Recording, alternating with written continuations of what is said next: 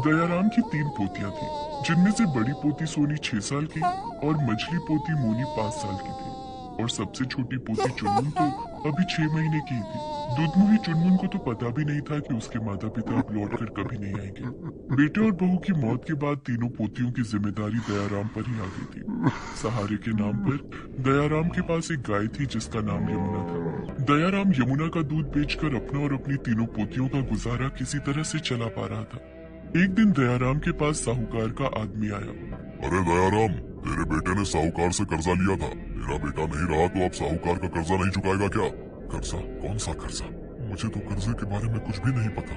पता कैसे चलेगा? पैसे जो देने पड़ेंगे। तेरे बेटे ने ये घर बनवाने के लिए 10,000 रुपए लिए थे, लेकिन मेरे पास तो अभी इतने पैसे नहीं है। साहूकार जी से कहना कि थोड़े दिन और रुक जाए, मैं धीरे धीरे करके उनका कर्जा चुका दूंगा।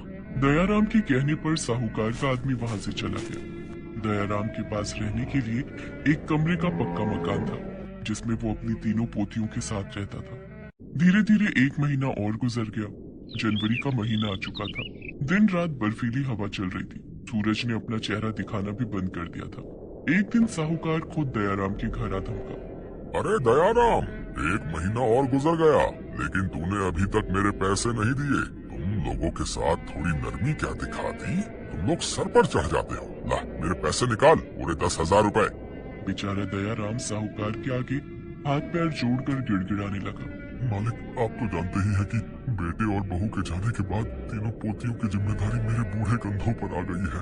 दूध बेचकर भी 2 वक्त की रोटी का जुगाड़ नहीं हो पा रहा है। सर्दियां गुजर जाने दो मालिक, मैं आपकी एक एक पाई चुका दूंगा। क्यों?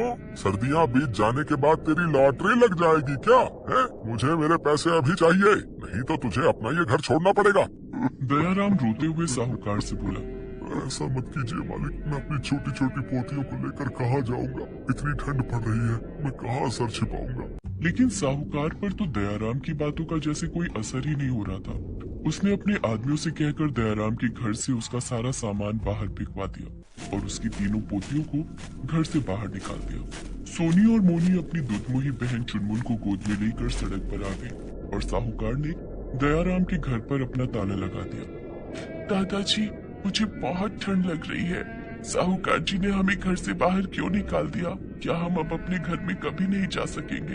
हे ऊपर वाले, अब मैं इस दूध मुही बच्चे की कैसे रक्षा करूं?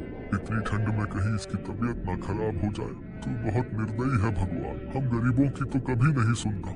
तभी दयाराम की सबसे बड़ी पोती सोनी ने कहा, दादाजी, साहूकार जी ने हमसे हमारा घर छीन लिया तो क्या हुआ? हम लोग मिलकर अपना घर बनाएंगे। अपना घर? सोनी बेटा, अपना घर बनाने के लिए हमारे पास पैसे नहीं है।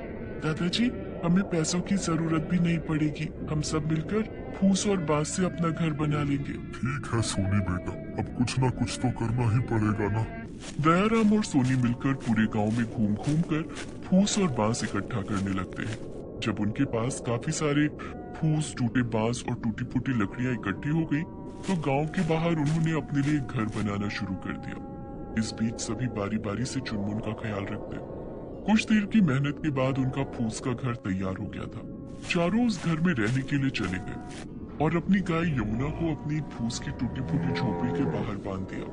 रात में खाना खाकर जब चारों सोने लगे, तब मोनी ठंड के मारे रोने लगी। मत रो मोनी बेटा, कुछ ही दिनों की बात है। ये ठंड का मौसम तो गुजर ही जाएगा। लेकिन दादाजी, हमारी झोपड़ी में तो बहुत ज्यादा ठंड है। बाहर की ठंडी हवा झोपड़ी के अंदर आ रही है। मुझे ऐसा लग रहा है कि ठंड के मारे मेरी जान ही चली जाएगी। दरअसल फूस की झोपड़ी होने के कारण झोपड़ी में जगह जगह पर छेद थे, जिससे होकर बर्फीली हवा झोपड़ी के अंदर आ रही थी। तभी सोनी ने मोनी से कहा, मोनी, बस आज रात की बात है। आज रात किसी तरह से सोचा कल इस ठंड का भी कुछ इंतजाम करेंगे। किसी तरह से चारों ने रात गुजारी। अगली सुबह, दादाजी, हमारी यमुना जो गोबर देती है ना, वो हमारे बड़े काम की है। उस गोबर से हम अपनी फूस की झोपड़ी को चारों तरफ से ढक देंगे और हम अपने घर को गोबर का घर बना देंगे, जिससे बर्फीली हवा हमारे घर के अंदर नहीं आएगी। और सोनी ने अपनी गाय यमुना के गोबर को इकट्ठा करना शुरू किया। उसने गोबर में थोड़ी सी मिट्टी और थोड़ा पानी मिलाकर उसका गाढ़ा घोल तैयार कर लिया और अपने नन्हे हाथों से अपनी फूस के घर पर गोबर से बना लेप लगाने लगी। सोनी के इस काम में दयाराम और मोनी भी उसकी मदद करने लगे। लेकिन सोनी दीदी, यमुना का गोबर तो बहुत थोड़ा सा है, हमारी पूरी झोपड़ी के लिए गोबर का लेप कम पड़ जाएगा। मोनी, हम गांव में घूम घूम कर गोबर इकट्ठा कर लेंगे। कई जगहों पर और सड़कों पर गाय की गोबर पड़ी होती है, वो गोबर हमारे बहुत काम आएगी। इस काम में तुम भी मेरी मदद कर सकती हो। और दोनों बहनें एक एक टोकरी उठाकर गोबर की तलाश में निकल पड़ती हैं। उन दोनों ने पूरे गांव में घूम घूम कर सड़कों पर पड़े गोबर को अपनी टोकरी में इकट्ठा कर लिया और उसे लेकर घर आ गई। दादाजी, अब हमारे पास बहुत सारा गोबर इकट्ठा हो गया है। इस गोबर से हमारा गोबर घर बनकर तैयार हो जाएगा। जुग जुग जियो मेरी बच्चियों, तुम दोनों ने आज बहुत मेहनत और बुद्धिमानी का काम किया है। तुम्हारी वजह से हम सभी ठंड से बच पाएंगे। दादाजी, हम सभी मिलकर आज ही अपने घर को गोबर का बना देंगे। सोनी ने सभी गोबर में थोड़ी मिट्टी और थोड़ा पानी मिलाकर उसका गाढ़ा घोल तैयार कर लिया। तीनों मिलकर अपने घर के बाहर दीवार पर गोबर का लेप लगाने लगे। शाम तक उन तीनों ने पूरे घर में गोबर का लेप लगाकर तैयार कर लिया था और इस तरह दयाराम का गोबर का घर बनकर तैयार था। वे सभी अपने गोबर के घर को देखकर बहुत खुश थे। रात में सभी ने मिलकर खाना खाया और सोने लगे।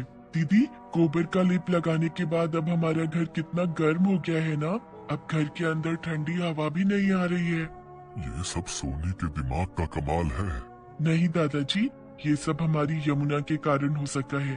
अगर यमुना हमारे साथ नहीं होती तो शायद मैं गोबर का घर बनाने के बारे में नहीं सोच पाती। यमुना के गोबर के कारण ही हम सब गोबर घर में रह रहे हैं। क्यों ना हम यमुना को भी अपने गोबर घर के अंदर ले आए। बेचारी यमुना को बाहर ठंड लग रही होगी। हाँ सोनी, हम यमुना को भी अपने गोबर घर में रखेंगे। दयाराम बाहर जाकर अपनी गाय यमुना को भी अपने गोबर घर के अंदर ले आता है। दादाजी, हमारा गोबर घर तो दिखने में भी बहुत सुंदर लग रहा है और इसे बनाने में हमारे पैसे भी खर्च नहीं हुए। हाँ मोनी बेटा, हमारा गोबर का घर पूरे गांव में सबसे अलग है। किसी ने नहीं सोचा होगा कि जिस गोबर से उपले बनाते हैं उसी गोबर से हम घर भी बना सकते हैं, और वो भी बिना पैसे खर्च किए। दादाजी, हमारा गोबर घर गांव के सभी घरों से अच्छा और सुंदर है। तीनों आपस में बातें करते हुए अपने गोबर घर